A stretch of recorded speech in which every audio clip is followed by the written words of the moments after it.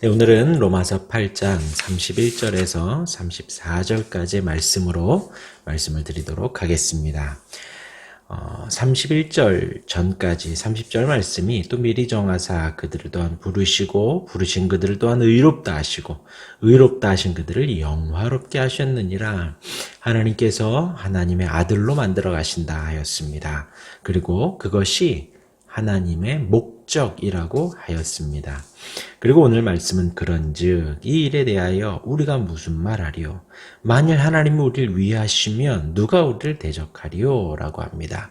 하나님이 우리를 위하시면 대적할 사람이 없다. 곧 이제부터 31절부터 오늘은 34절까지의 말씀에서는 성도가 가진 특권에 대해서 말을 합니다.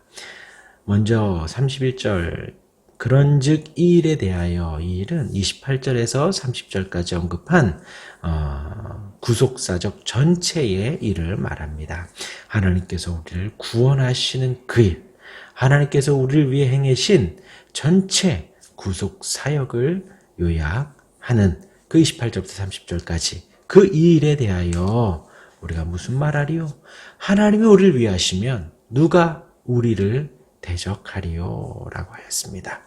이어서 32절 말씀은 자기 아들을 아끼지 아니하시고 우리 모든 사람을 위하여 내주시니가 어찌 그 아들과 함께 모든 것을 우리에게 주시지 아니하겠느냐.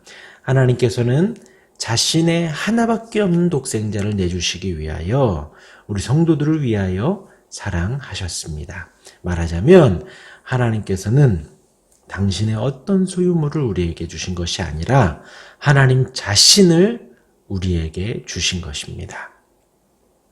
성도를 사랑하신 하나님이시기 때문에 성도들이 필요하다면 기꺼이 자신의 모든 것을 선물로 주실 수 있습니다. 하나님께서 하나님의 아들됨을, 예수님을 닮아가는 삶을 반드시 주신다는 것입니다. 그렇게 닮아가게 하기 위하여, 하나님의 아들 되게 하기 위하여 하나님께서 무엇이든지 주신다는 것입니다. 이것이 성도가 지닌 엄청난 특권이지요. 하나님께서 하나님 자신을 주셨기 때문에, 하나님께서 자신의 유일한 아들 독생자를 주셨기 때문에 우리에게 무엇을 못 주시겠느냐 라고 말씀을 하십니다. 이어서 33절 말씀에 누가 능히 하나님께서 택하신 자들을 고발하리요? 의롭다 하신 이는 하나님이시니. 이 고발이라는 단어, 이것이 재판의 처음 단계로 검사가 죄의 혐의를 주장하여 피의자를 재판부에 기소하는 것을 말합니다. 고발하리요. 법적인 용어지요. 오늘날의 성도를 대적하는 사단은 하나님 앞에서 그런 일을 합니다. 사단과 그 하수인들은 끊임없이 성도의 고백과 행함 사이의 모순을 지적하면서 그들이 결코 지적하면서 힘들게 합니다. 그러나 그 사단의 목적은 이루지 못합니다.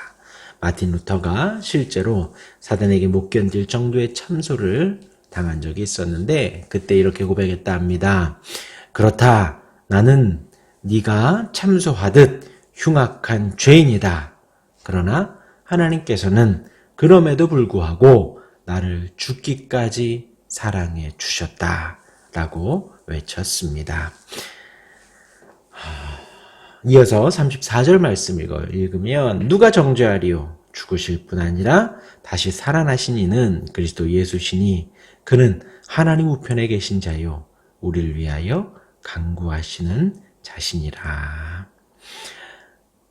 이 정죄라는 말이 그리스도를 믿고 그의 십자가를 붙들고 있는 성도들은 어느 누구에게도 정죄받지 않습니다. 죄가 있다라고 여기지 않는다는 것입니다.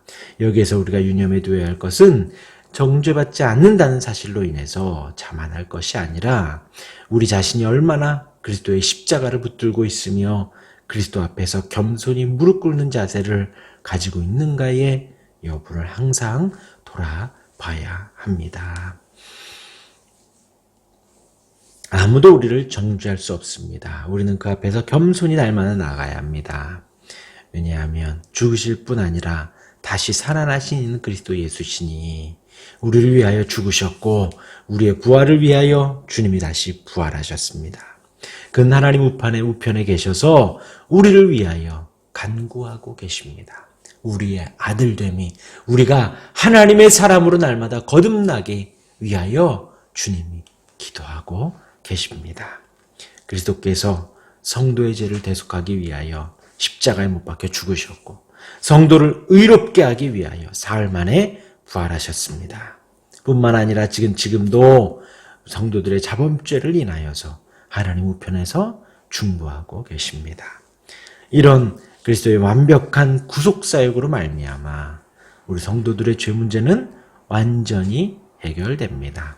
그러므로 하나님께서 성도를 의롭다고 판결하심도 바로 그리스도의 완전한 구속사역에 근거하고 있습니다.